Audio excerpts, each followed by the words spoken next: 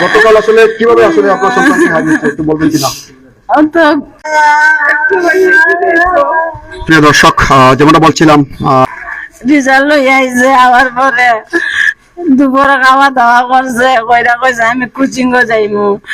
আমি হয়েছে যা বাবা ও তো গেছে গোয়ার পরে তো আর আইসা না আমার আর আইসা না গো ওই দিন আমার মা গেছে আর আইসা না কালকে আর রাত গেছে আর আর দিন গেছে কি রাইত হয়ে গেছে আর খবর নাই। ভাই আসলে তো গতকাল বাসা থেকে অভিমান করে চলে যায় বা নিখোঁজ রয়েছে, ভাইয়ের উদ্দেশ্যে কি বলবা? ভাইকে ফিরে আসার জন্য বলবা কিনা? বলবো ভাই ফিরিয়া ভাই ফিরিয়া করছে। যাওয়ার পরে আসলে তারা কোচিং সেন্টারে যারা দায়িত্বরত রয়েছেন তারা কি বলছেন? আমি নানি কোচিং গেছে পরে নানি আমি কত এত আইবই ওই এরপরে রাত মনে করেন 10টা বাজি গেছে ওখানে নিজের মোবাইলও নাই একটা মোবাইল লয়ে গেছে কি তার লগে হইরা। এই মোবাইলটা কি আপনার ঘরে ছিল? এটা ঘরে ছিল এক মোবাইলে যে মোবাইল তার লগে আছে আমার ছেলের এত এক মোবাইল আর মোবাইল আপনার নাই। ওখানে যেই রাত 10টা বাজি গেছে আমি কই কিরে আমার ফুয়া কেন আয় না আমি কই যাই একটু লেট হয়ে যেতে আইব কিবা ওখানে দেখি না রাত 11টা বাজি গেছে 11টা না 12টা হয়ে গেছে গিয়া।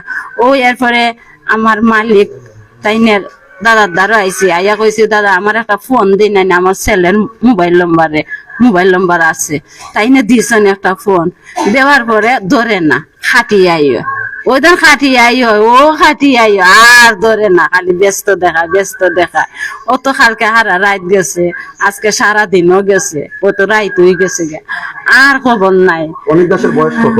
16। আসলে আমরা যতটুকু জানতে পেরেছিলাম যে টেস্ট পরীক্ষায় একটি বিষয়ে সে সামান্য খারাপ করেছিল, এ নিয়ে আসলে কোনো ঝামেলা হয়েছে কিনা বা কোনো কথাকাটি হয়েছিল কিনা? যাই ঝামেলা মানে আমি তো বেশি মাতিছি না তার বাবা একটু খালি কইছেন অত কষ্ট কইরা পরিশ্রম কইরা পড়াশোনা করাইয়া 2 রেজাল্ট পাস করতে পারো না ফেল করো তে পড়াইয়া কি লাভ এই না সে এটা তো প্রত্যেক বাবাই বলতে পারে। এরপরে কিছু মারছে না এই সময় ও তো কোনো কিছু মারছে না ভালো মন্দ হের জিম্মাই রয়েছে। ছেলেকে ফিরিয়ে আনার জন্য আসলে ছেলের প্রতি কোনো বার্তা রয়েছে কিনা? ছেলে ফিরে আসার জন্য তাকে কিছু বলবেন কিনা? আমার ছেলে তো ফিরে আইতো আমার ছেলে ফিরে না আইলে কি তো কিরকম হইব আমার ছেলে তো আইতো যাই হোক আমার বুয়া ফিরে আইতো। অবশেষে আমরা জানতে পেরেছিলাম যে তাদের পরিবারের কাছ থেকে তার মোবাইল লোকেশনে তারা বলছিলেন যে তাকে পাবনার ঈশ্বরদীতে তার সর্বশেষ লোকেশন দেখাচ্ছিল। আসলে এখন প্রশ্ন হলো এই 10ম শ্রেণীর 16 বছর বয়সী পড়ুয়া ছাত্রটি আসলে এত দ্রুত কিভাবে পাবনার ঈশ্বরদীতে সে চলে গেল, এটাই বোঝার আসলে অনেকটা কষ্টসাধ্য ব্যাপার। আমরা কথা বলবো তাদের পরিবারে আরো যে সমস্ত মানুষজন রয়েছেন তাদের সাথে। অনেকের বাবা কোথায়, অনেকের বাবার সাথে কথা বলবো।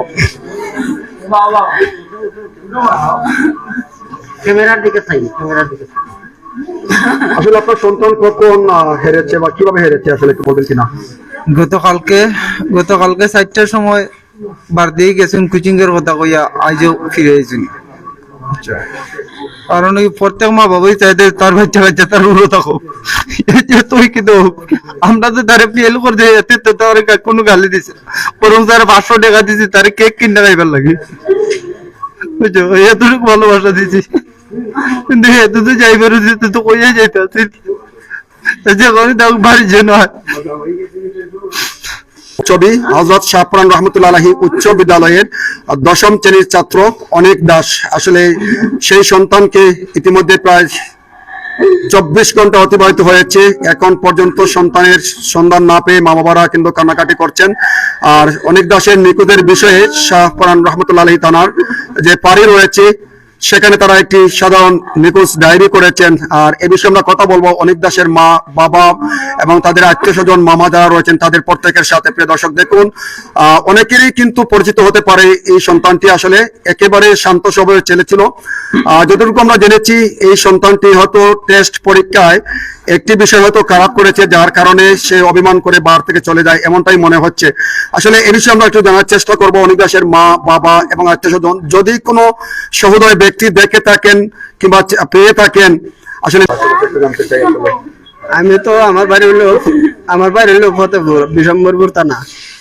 আমার রাইতে 12:30টার সময় আমার বইনে ফোন দিয়া কইতাছে তোমার বাইকনা তৈলা নিলা নাইতাছে না আগে ওই কিতা কোস ফোন টোন দিয়ে দেখ এবার আমার ভাই একটা থাকে তোমার ওই বন্দর আমার মামার ঘরের ভাই থাকে বন্দর এর সাথে দেখা করছে বুঝি সন্ধ্যা বাদে দেখা করে 8টার সময় না কটার সময় দেখা করে সে তো জানে এর দ্বারা যায় বুঝি মাঝে মাঝে বিস্কুটিটা আনে গিয়া তে মনে হচ্ছে মনে কর বিস্কুট আনা আইছে তে মনে কর যাই গা মানে হের আর কই আইছে না হে ভাই ভাই আইছে ওই তার বাদে খবর হয়েছে প্রায় রাইতে 12:30টার সময় মানে ফোন দিছে আমার বইনে মানে আজকেও সারাদিন গেল গা কালকে তো রাইতের 1:30টার সময় আমারও দিছে 2টার সময় আমিও ফোন লাগাইছি সাইডো কিনারে দিয়া ফোন দিয়ে তো আমরা কোনো খোঁজ খবর পাইতাছি না তার মানে আমার বাইক না রে আমরা চাই কি যে ভাই আমার বাইক না ফিরে আয় দেয় এই বলে আমার বক্তব্য আমি শেষ করছি।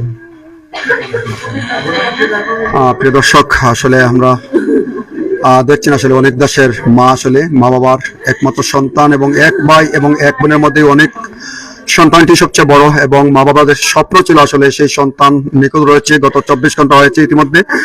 আর এই সন্তান নিখোঁজ থাকার কারণে আসলে মা বাবা প্রায় পাগল প্রায় আমরা দেখতে পাচ্ছি অনেকে যে জিডি করেছেন সেটিকে একটু দেখাবেন আসলে দেখছেন হযরত শাহপানা রহমতুল্লাহ তাআলা আসলে তারা একটি সাধারণ ডায়েরি করেছেন সেই তাদের প্রিয় সন্তানকে হারানোর পর নিখোঁজ রয়েছে আর তার ছবিও কিন্তু আমরা কিছুক্ষণ আগে দেখিয়েছিলাম প্রিয় দর্শক যারা আমাদের সাথে দেখতে পাচ্ছেন আসলে আপনি তো সেটা জানেন আসলে অনেক কিভাবে কি হয়েছিল একটু বলবেন।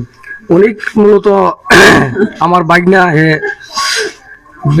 গতকাল বিকেল 4টার সময় সে বাসা থেকে কোচিং এর উদ্দেশ্যে সে বাসা থেকে রওনা হয়। তারপরে সে আমার সাথে গিয়ে সন্ধ্যার পরে আমার দোকানে এসে দেখা করার পরে বলে মামা আমি এখান থেকে কিছু বাজার নিব বাজার নিয়ে চলে যাব। বললাম আচ্ছাতে বসো। আমার দোকানে তারে বসাইলাম, বসানোর পরে সে বসলো প্রায় 15 মিনিটের মতো। বসার পরে বললো মামা আমি বাসাতে চলে যাব। আমি বলছিল সে কথাটি সন্ধ্যার পরে অনুমানিক 8টা গতকাল রাতে 8টা সময় সে আমার দোকানে গিয়েছিল বন্দর বাজার সিলেট বন্দর বাজারে। যাওয়ার পরে সে বললো মামা বসার পরে বললো মামা আমি বাসাতে চলে যাব। আমি বললাম তে আচ্ছা চলে যাও।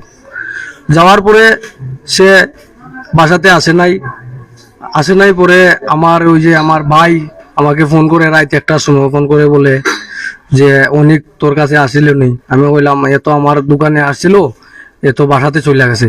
না এ তো বাসাতে চলে যায় নাই।